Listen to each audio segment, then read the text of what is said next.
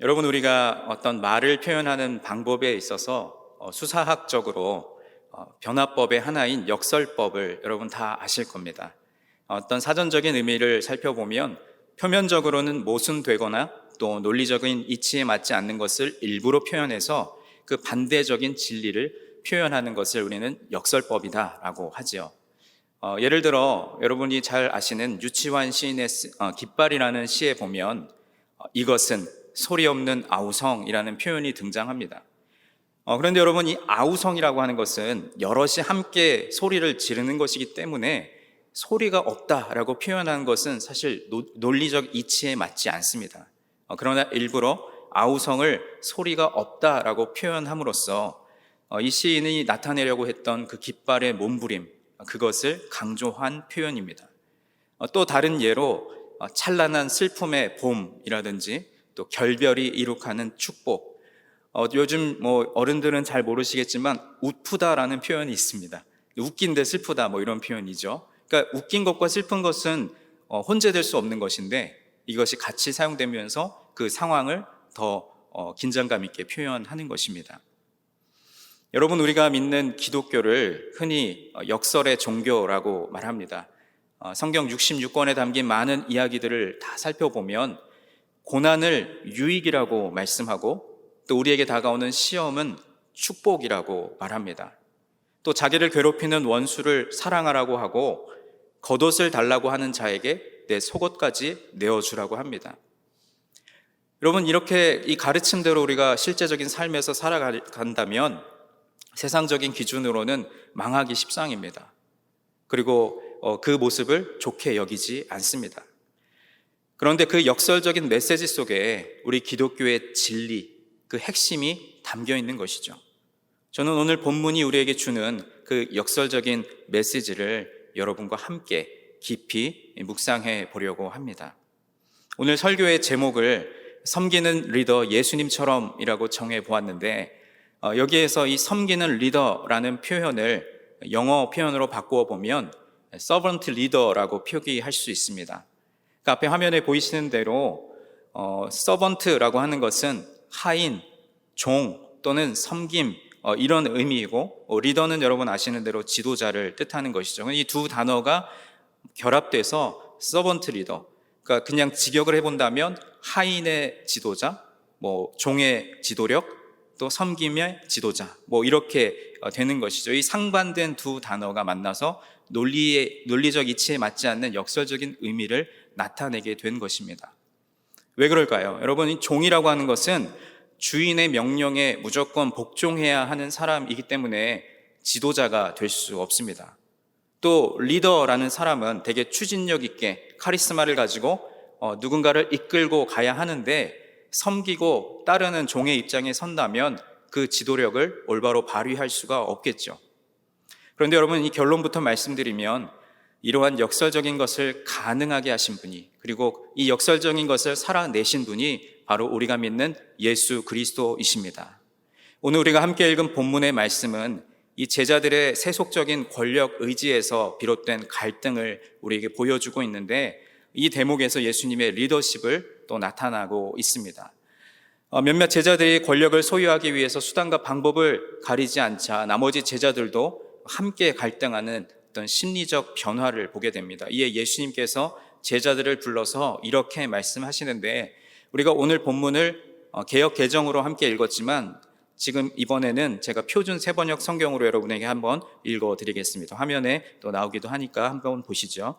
그래서 예수께서는 그들을 곁에 불러놓고 그들에게 말씀하셨다. 너희가 아는 대로 이방 사람들을 다스린다고 자처하는 사람들은 백성들을 마구 내리누르고 고관들은 백성들에게 세도를 부린다. 그러나 너희끼리는 그렇게 해서는 안 된다. 너희 가운데서 누구든지 위대하게 되고자 하는 사람은 너희를 섬기는 사람이 되어야 하고, 너희 가운데서 누구든지 으뜸이 되고자 하는 사람은 모든 사람의 종이 되어야 한다.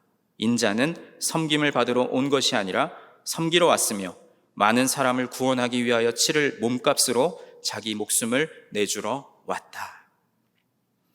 여러분, 이 본문에서 우리는 다소 좀 혼란스러운 점을 발견할 수 있습니다. 그것은 상반된 두 개념이 하나로 묶여 있다는 사실입니다. 이를테면 위대하게 되고자 하는 사람은 너희를 섬기는 자가 되어야 한다거나, 또 으뜸이 되고자 하는 사람은 모든 사람의 종이 되어야 한다는 말씀이죠. 세상적인 이치로 보면 크고자 하는 사람은 다른 사람 위에 짓누르고 군림해야 하는 것이고, 으뜸이 되려면 종이 아니라 주인이 되어야 마땅한데, 예수님께서는 역설적으로 섬기는 자가 되고 종이 되라고 말씀하십니다. 다시 말해서 섬기는 리더, 서번트 리더가 되라는 말씀입니다. 일반적으로 우리가 생각하는 리더의 모습은 어떤 특별한 재능을 가지고 강력한 힘을 바탕으로 많은 이들 위해 군림하면서 지시하고 나를 따르라 하면서 이끄는 모습이라면, 예수님께서 보여주신 이 서번트 리더십은 오히려 많은 이들을 섬기고 세워줌으로 리더의 가치를 존중받는 사람인 것입니다. 이렇게 섬기는 리더와 연관된 이야기가 있어서 여러분에게 잠시 소개하려고 합니다. 1932년에 헤르만 헤세가 쓴 동방순례라는 책에 레오의 이야기가 담겨 있는데, 잠시 제가 그 이야기를 여러분에게 소개해 드리겠습니다. 레오는 함께 여행하는 사람들을 위해 그저 허드렛 일을 하는 구성원일 뿐이었습니다. 일행들 사이에서 식사를 준비하고 심부름을 하거나 짐을 들기도 하고, 밤에는 피로에 지친 순례자들을 위해 악기를 연주했습니다. 그의 태도는 언제나 한결 같았습니다. 순례자들의 형편을 살피며 그들에게 필요한 것이 무엇인지, 또 불편한 것은 없는지 배려하기도 했습니다. 좀처럼 쉬지 않았으며 일행을 위해서 헌신하고 봉사했습니다. 그러나 어느 날 이 레오가 보이지 않았습니다. 일행은 그제서야 그의 존재를 확연히 느끼고, 그가 없는 여행을 지속한다는 것이 불가능하다는 사실을 깨닫습니다. 시간이 지나면서 일행들은 예기치 않은 상황에 당황했고, 또 차츰차츰 소소한 다툼이 일어나더니 그 일행들은 분열되었고, 마침내 여행은 흐지부지 되고 말았습니다. 일행 중에 한 사람이 이 레오가 어디에 갔는지 그 행적을 수소문하게 되는데, 수년이 지나서 우연히 이 레오를 만나서 함께하면서 충격적인 사실을 발견합니다. 그가 바로 그 순례, 그 여행을 후원한 선교단체의 책임자이며 정신적인 리더였음을 뒤늦게 알게 된 것입니다. 그들은 매우 놀라고 또 감동했습니다. 그저 허드렛 일을 하는 일꾼이라고 여겼는데, 허드렛 일꾼에서 최고의 지도자로 반전한 것입니다. 여기에서 리더는 어떤 사람이어야 하는지를 생각하게 됩니다. 이것이 바로 서번트 리더의 모습입니다. 여러분, 이런 상황들이 우리 실제 삶에서도 종종 일어납니다. 조금 재미있는 상황이지만, 우리 남자분들 중에 군대 다녀오신 분들은 이제 신병이 이 훈련소를 마치고 자대 배치를 받아서 이제 그 내무반에 입시를 하게 되면, 최고참 병장이 이등병 옷을 입고 이렇게 앉아서 막 이제 들어온 신병인 척 하는 그런 그 상황들 연출을 하게 합니다. 그러면 이 신병이 자기도 위축되어 있는데 옆에 이제 동지가 있으니까 동질감을 느껴서 막 이야기를 하고, 힘든 것도 얘기하고, 그러다 보면 나중에 그 사람이 갑자기 병장 옷을 갈아입으면서 최고참이었다라고 하면서 이렇게 그 신병들을 놀리키는 그런 우스꽝스러운 일이 있습니다. 조금 상황은 다르지만, 또 실제적으로 그 기업에서도 CEO들이 이렇게 신입사원의 모습으로 가서 그들을 놀래켜 주려고 하는 것이 아니라, 신입사원들이 어떠한 모습으로 또 어떠한 마음가짐으로 일을 하고 있는지를 살피기 위해서 일부러 낮은 자리에 자처하기도 하죠. 이처럼 서번트 리더, 또 섬기는 리더는 자신이 먼저 섬기는 자가 돼서 그 공동체를 이끄는 사람입니다. 그리고 섬기는 리더의 표본을 보여주신 분이 바로 예수님이십니다. 제가 유니온교회에 와서 가장 인상적이었던 것이, 오랫동안 우리 교회의 전통으로 자리 잡은 인사 멘트들입니다. 주님 함께라든지, 또 예수님처럼, 꼭 예수님처럼 이렇게 외치는 것이 얼마나 처음에는 좀 낯설었지만 자주 외치다 보니까 어떤 우리 안에 어떤 공동체성을 더 확인하게 해주는 좋은 멘트였던 것 같습니다. 참 좋은 표현이죠. 언제, 어디서, 무슨 일을 하든지 우리 주님과 동행하며 예수님처럼, 꼭 예수님처럼 살아가자는 우리 유니온 공동체의 다짐이기 때문입니다. 여러분, 우리가 정말 예수님과 동행하며 예수님처럼 살기를 소원하는 그리스도인이라면, 오늘 섬기는 리더, 예수님처럼 먼저 섬기는 자가 되어야 할 줄로 믿습니다. 제가 한국에서 사역했던 교회에서 이제 대신방 기간에 이제 중직자들 중심으로 이렇게 신방을 시작을 하게 되면, 많은 분들이 같이 있을 때는 이야기를 안 하다가 특히 가정 방문해서 이야기를 나누다 보면 많이들 하시는 말씀이 있어요. 아우, 교회에 그냥 말하고 그냥 머리가 되려는 사람만 많고 정작 보이지 않는 곳에서 봉사하고 손과 발이 되려는 사람은 없어요. 목사님 어떻게 해요? 좀 일할 사람 좀 찾아주세요. 저는 이제 강원도 속초의 작은 교회에서 신앙생활하며 자라왔기 때문에 서울에 있는 큰 교회에 가면 일하는 사람도 많이 있을 줄 알았어요.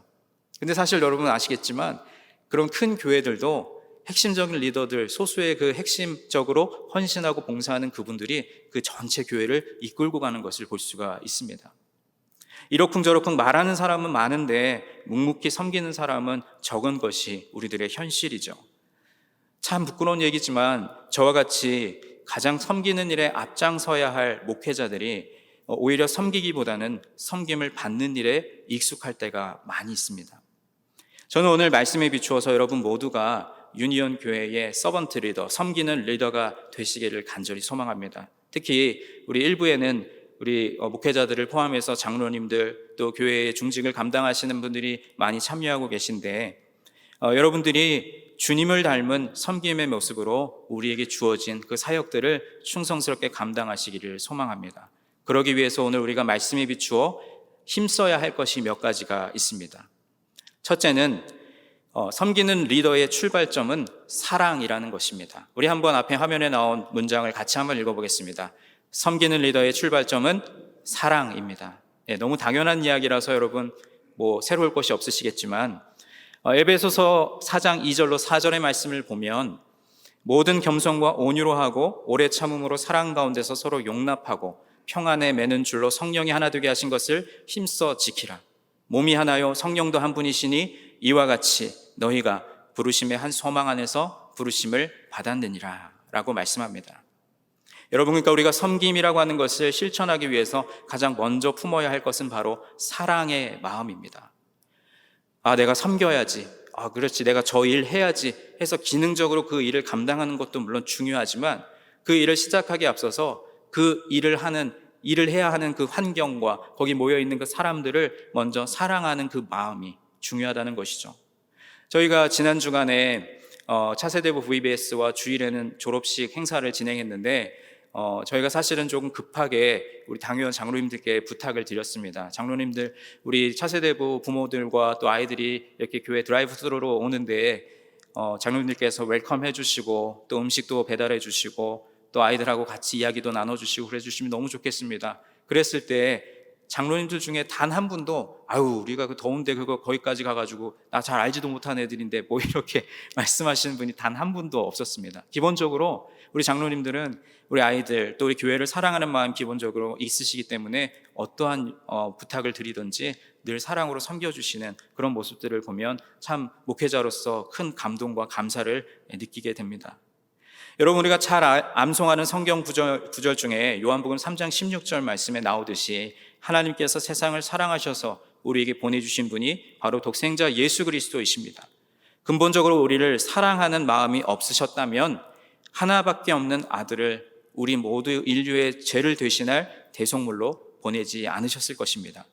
아무 죄도 없으신 하나님의 아들 예수님께서 허물이 많고 죄가 많은 우리를 위하여 이 땅에 오신 그 자체가 바로 복음이고 사랑의 실천인 줄 믿습니다. 그러므로 내가 너희를 사랑한 것 같이 너희도 서로 사랑하라고 말씀하셨고 또 우리 모두가 그 사랑을 몸소 실천해서 서로를 섬기는 공동체가 되기를 소망합니다. 예수님께서 우리에게 몸소 보여주신 사랑을 닮아 서로 사랑하기에 힘쓰는 하나님의 백성들이 다 되시기를 간절히 소망합니다. 여러분, 우리가 어떤 일을 하거나 또 누구와 이야기를 할 때 사랑한다라고 말하고 또 사랑이라는 생각을 하고 하지만 정말로 그 마음의 중심에 사랑이 없으면 내가 아무리 좋은 이야기를 한다 하더라도 그것이 그 상대방에게 상처가 될 수가 있죠. 그래서 고린도전서 13장, 그 유명한 사랑장이라고 불리는 고린도전서 13장 1절에 보면 사랑이 없으면 내가 아무리 천사의 말과 사람의 방언과 천사의 말을 할지라도 사랑이 없으면 그저 울리는 꽹과리와 소음에 불과하다라고 합니다.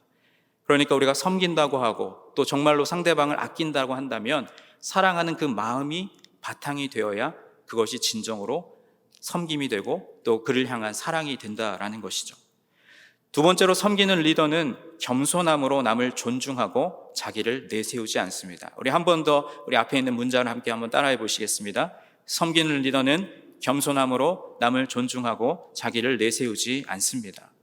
여러분, 사실 섬기는 자가 되려면 겸손함으로 자기를 낮추는 모습이 선행되어야 합니다. 내 것을 소유한 채 나누어 줄 수 없고 내가 낮아지지 않으면 섬길 수 없는 것이죠. 모든 섬김에는 수고와 또 희생이 따르기 마련입니다. 그래서 성경은 하나님께서 교만한 자를 미워하시고 징계를 면할 수 없으니 조심하라고 경고합니다. 또 빌립보서 2장 2절과 3절의 말씀을 보면 마음을 같이하여 같은 사랑을 가지고 뜻을 합하며 한 마음을 품어 아무 일에든지 다툼이나 허용으로 하지 말고 오직 겸손한 마음으로 각각 자기보다 남을 낮게 여기라 라고 말씀합니다. 여기서 낮게 여기라는 것은 더 로우 레벨로 낮게 여기라는 것이 아니라 더 좋게 여기라는 뜻이죠. 하나님은 교만한 자를 대적하시되 겸손한 자들에게는 은혜를 주신다라고 약속하셨습니다. 그러므로 하나님의 능하신 손 아래에서 겸손함으로 섬긴다면 하나님의 때에 자연스럽게 낮아진 자들을 높여주실 줄 믿습니다. 제가 좋아하는 찬양 중에 강찬 목사님의 섬김이라는 찬양이 있습니다. 미국에서는 컬러링 이런 걸 잘 사용하지 않지만 한국에서는 이렇게 통화음이 갈 때 잠깐 노래 나오게 하는데 제가 거의 한 10년 가까이 바꾸기 귀찮은 것도 있었지만 이 찬양이 너무 좋아서 이 찬양을 컬러링으로 설정을 했었습니다. 가사에 보면 이런 내용이 있습니다. 하늘의 영광을 다 버리고 낮은 이곳에 내려오신 주, 죽기까지 나를 사랑하신 그 사랑이 얼마나 큰지, 우리가 높아지면 그가 낮추시고 우리가 낮아지면 그가 높이시리. 하나님이 원하시는 세상으로 나 자신을 낮추는 섬김으로 라는 가사가 있습니다. 여러분, 아멘이십니까?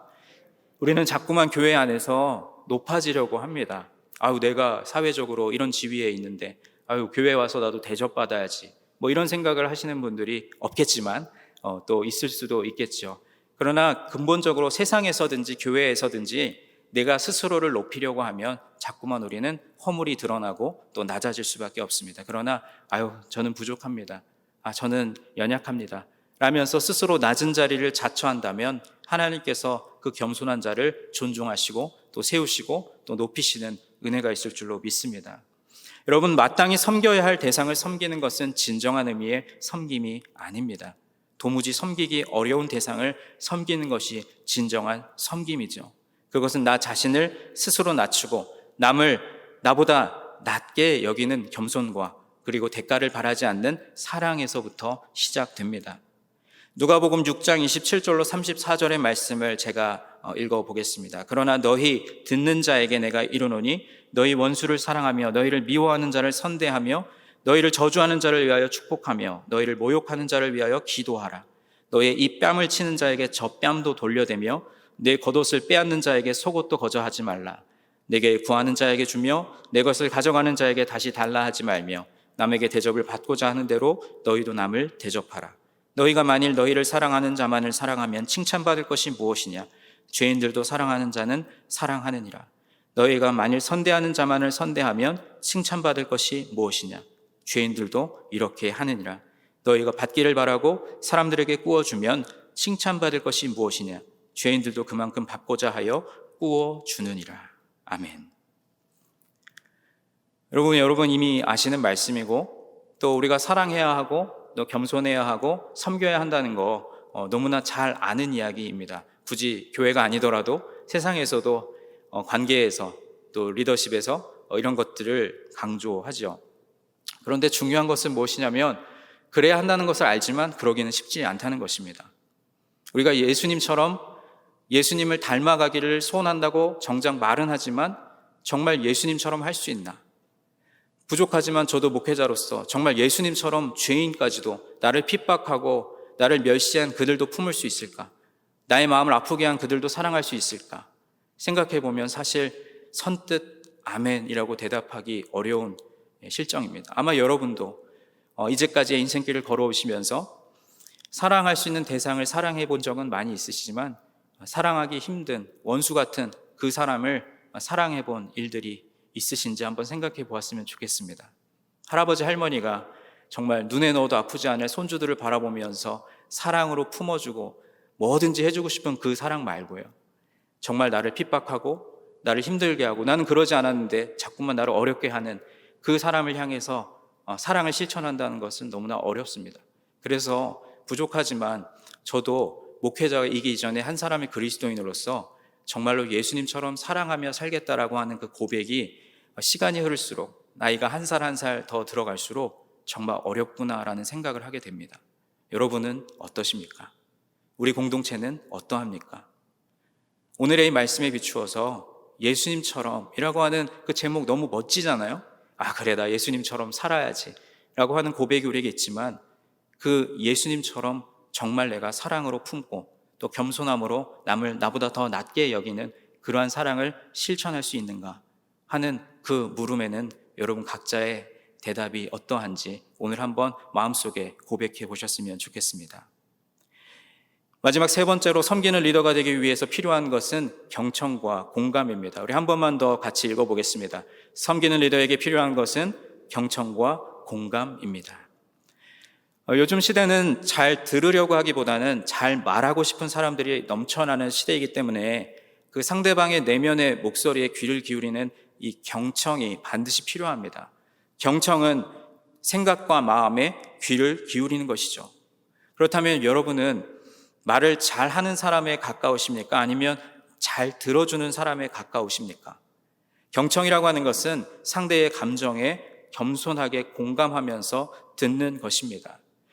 구약성경 열왕기상 3장 말씀을 보면 1000번제를 드린 솔로몬이 이제 자신이 왕으로서 책임을 다하기에는 경험과 능력이 부족하다는 것을 하나님 앞에 고백하면서 하나님께 구한 것이 있는데 우리는 보통 그것이 지혜라고 알고 있습니다. 이전에 사용했던 개역 한글판 성경에는 지혜로운 마음을 구했다라고 나오는데 사실은 이것은 원어적인 해석에서 보면 조금 벗어난 것이고 개역 개정에 나와 있는 듣는 마음, 이것이 원어에 더 가까운 번역입니다. 이것을 레브 쇼메아라고 표현하는데 히브리어로, 그런데 이것을 번역하면 듣는 마음입니다. 그러니까 이 솔로몬이 1000번제를 다 드린 후에 하나님은 저에게 이것을 주십시오 라고 구한 것은 지혜, 우리가 생각할 때 그 나라를 잘 통솔하고 정말로 그 리더십을 발휘할 수 있는 어떤 특별한 재능, 지혜, 지식, 그렇게 생각하기 쉽지만 사실 솔로몬이 하나님 앞에 구한 것은 레브 쇼메아, 듣는 마음이었습니다. 듣는 마음을 달라고 기도한 것입니다. 바로 경청이라고 할 수 있는 분별력을 요구한 것입니다.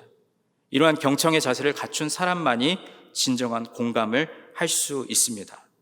로마서 12장 15절과 16절의 말씀을 보면 즐거워하는 자들과 함께 즐거워하고 우는 자들과 함께 울라.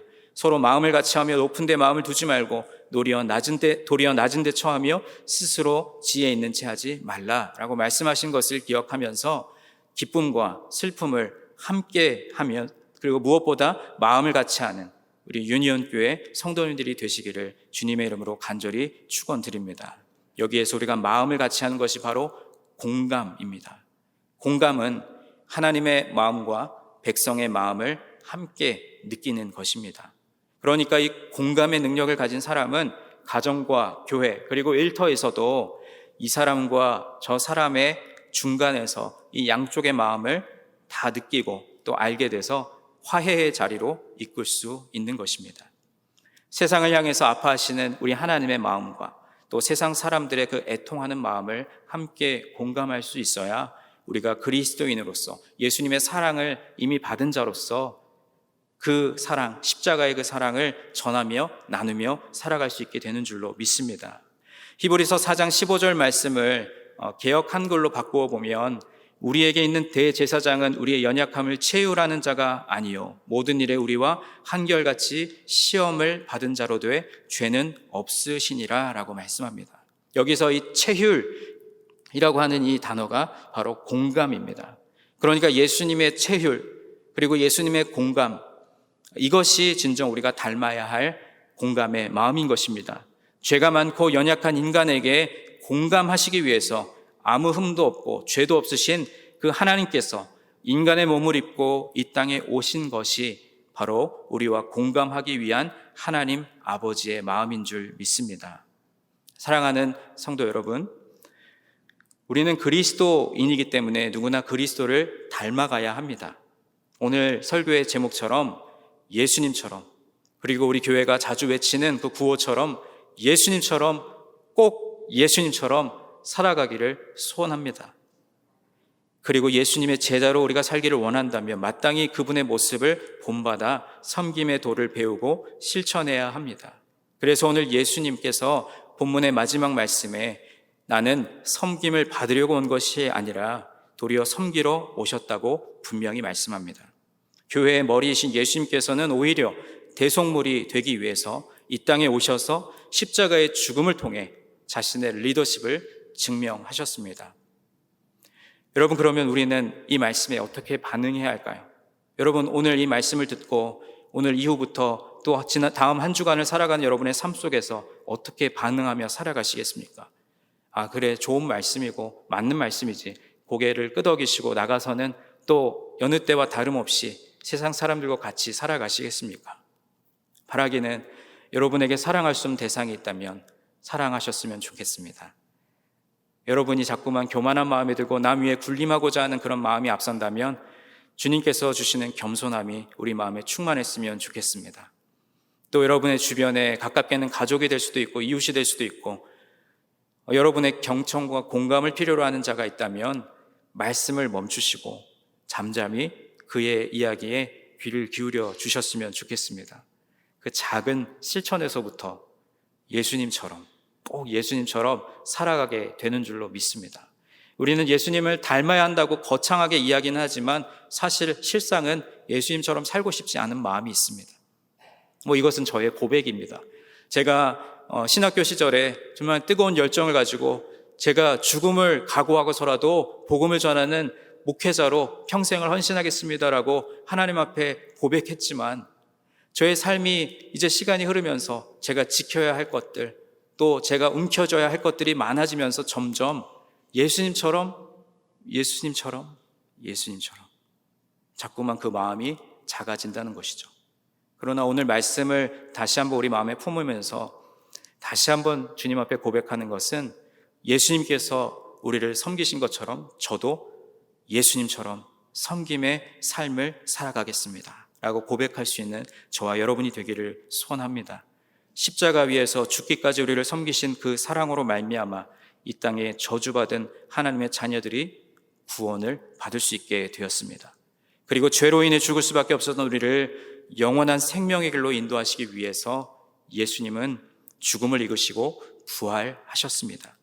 이것이 역설이고 이것이 진리이며 진실인 줄 믿습니다. 이 역설적 진리가 오늘 이 예배를 함께 드리시는 저와 여러분, 우리 모두에게 깊어지시기를 주님의 이름으로 간절히 축원드립니다. 기도하겠습니다.